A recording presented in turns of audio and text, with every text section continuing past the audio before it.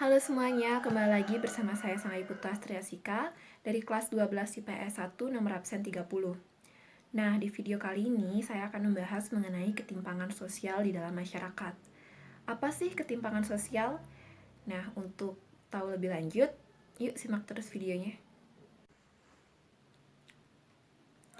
Nah, bagi teman-teman yang udah belajar tentang sosiologi dari kelas 10, tentunya kata-kata ketimpangan sosial ini udah gak asing lagi di telinga kalian.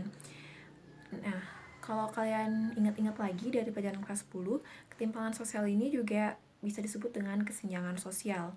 Ketimpangan dan kesenjangan sosial ini merupakan salah satu bentuk dari gejala sosial. Jadi, apa sih ketimpangan sosial itu? Nah, ketimpangan sosial merupakan suatu keadaan ketidakseimbangan di dalam masyarakat sehingga menciptakan suatu perbedaan yang begitu mencolok dalam masyarakat. Perbedaan ini bisa terjadi karena adanya strata sosial.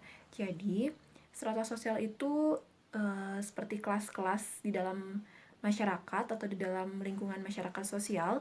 Nah, kelas-kelas ini seperti adanya kelompok atas dan kelompok bawah. Kelompok atas itu bisa kita sebut dengan kaum mayoritas, sedangkan kelompok bawah bisa kita sebut dengan kaum minoritas, ataupun kelompok atas bisa dikatakan sebagai mereka yang memiliki derajat sosial lebih tinggi dalam masyarakat, sedangkan kaum bawah merupakan mereka yang memiliki derajat lebih rendah di masyarakat. Selanjutnya kita akan membahas mengenai faktor-faktor yang menyebabkan terjadinya ketimpangan sosial di dalam suatu masyarakat. Secara umum ada dua faktor nih. Yang pertama adalah faktor alami dan yang kedua adalah faktor non-alami. Pertama kita akan bahas mengenai faktor alami. Faktor alami itu merupakan suatu faktor-faktor pendorong terjadinya ketimpangan sosial yang terjadi atau ada memang secara alami gitu, tanpa campur tangan manusia. Apa aja sih contohnya? Contohnya itu yang pertama adalah perbedaan sumber daya alam. Seperti yang sudah kita ketahui, kalau sumber daya alam di suatu daerah ataupun suatu wilayah itu berbeda-beda. Seperti misalnya di Indonesia. Nah, Indonesia itu kan luas banget nih daerahnya. Setiap daerah itu mempunyai potensi sumber daya alamnya itu yang berbeda-beda gitu. Jadi hal inilah yang menyebabkan suatu wilayah bisa saja lebih maju daripada wilayah lainnya, tergantung dari sumber daya alam yang mereka hasilkan dan bagaimana mereka bisa mengelola sumber daya alam tersebut sehingga bisa menguntungkan untuk daerah mereka dan mempercepat pembangunan di daerah mereka. Yang kedua adalah letak dan kondisi geografis. Letak geografis itu merupakan letak suatu wilayah berdasarkan kenyataannya di muka bumi. Nah, letak suatu wilayah ini bisa kita artikan sebagai misalkan daerah itu merupakan atau wilayah itu merupakan wilayah dataran rendah ataupun wilayah dataran tinggi. Kalau kita lihat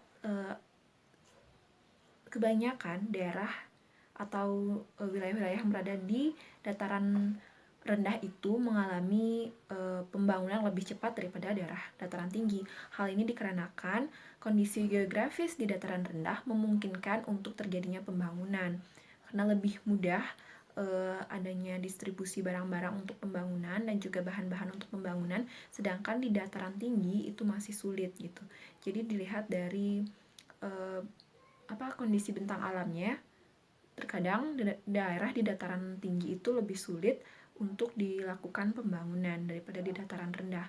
Hal inilah menyebabkan adanya perbedaan dari segi pembangunan ataupun dari segi infrastruktur yang ada di daerah-daerah dataran rendah maupun dataran tinggi.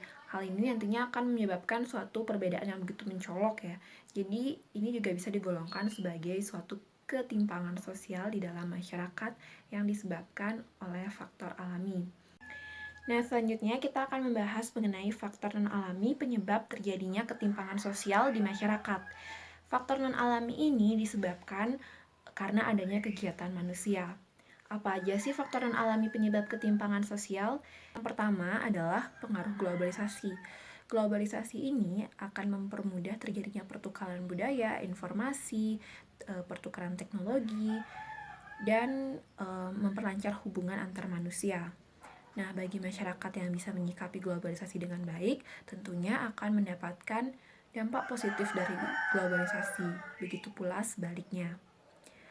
Contohnya yaitu pada tahun 2015, ASEAN itu membuat suatu program yang disebut dengan Masyarakat Ekonomi ASEAN. Nah, program ini akan membentuk suatu ekonomi tunggal di antara negara-negara ASEAN.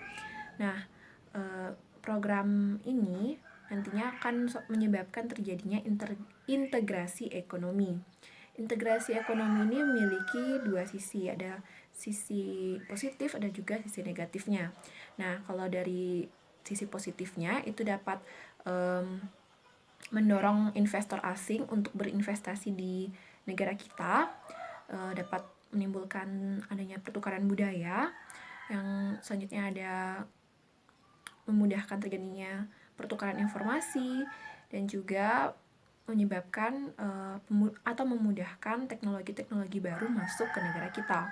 Sedangkan dampak negatifnya itu adalah menyebabkan terjadinya ketimpangan, yaitu ada ketimpangan sosial di bidang ekonomi, ketimpangan sosial di bidang budaya, dan juga ketimpangan sosial di bidang teknologi antar daerah. Yang kedua, ada kebijakan-kebijakan pemerintah. Kok bisa sih kebijakan-kebijakan pemerintah ini nantinya akan menjadi faktor terjadinya ketimpangan sosial di masyarakat? Nah, kita langsung aja ya pakai contohnya. Seperti kebijakan pemerintah yaitu transmigrasi. Nah, transmigrasi ini dapat menyebabkan terjadinya ketimpangan sosial. Kok bisa sih? Nah, karena transmigrasi ini nggak hanya berpengaruh pada mereka yang masyarakat transmigran gitu, tapi juga berpengaruh pada masyarakat asli di daerah tersebut. Nah, kalau misalkan masyarakat pendatang ini nantinya akan mengalami kemajuan yang lebih cepat daripada masyarakat asli, hal itu tentunya akan menyebabkan terjadinya kesenjangan sosial terhadap masyarakat asli daerah tersebut. Dan gak jarang juga nih, hal ini juga akan menyebabkan terjadinya konflik horizontal di daerah tersebut. Yang ketiga, ada faktor internal individu. Nah, ternyata faktor internal individu yang berasal dari dalam diri individu tersebut juga dapat berpengaruh atau dapat menjadi faktor pendorong terjadinya ketimpangan sosial.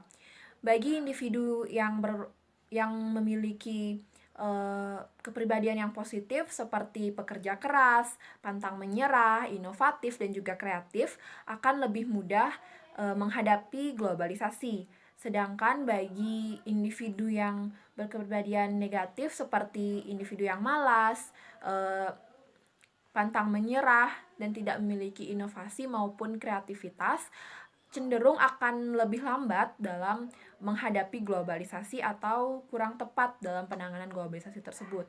Nah, apabila suatu negara lebih banyak memiliki individu-individu yang positif, maka negara tersebut cenderung akan lebih cepat mengalami kemajuan. Begitu pula sebaliknya. Yang keempat, ada perbedaan kondisi demografis. Kondisi demografis dapat dilihat dari tingkat pertumbuhan penduduk, tingkat pendidikan, tingkat kesehatan, angka kelahiran dan kematian. Hal ini disebabkan karena perbedaan infrastruktur dan pembangunan di daerah-daerah. Nah, kok apa sih yang menyebabkan terjadinya perbedaan pembangunan di setiap daerah? Perbedaan pembangunan di setiap daerah itu juga disebabkan karena produktivitas masyarakat di berbagai daerah atau di masing-masing daerah itu berbeda-beda. Jadi ini juga akan menyebabkan atau akan mempengaruhi kondisi demografis di masing-masing daerah. Nah, sekian video pembahasan materi yang bisa saya sampaikan. Semoga bermanfaat bagi teman-teman ya. Terima kasih sudah menonton.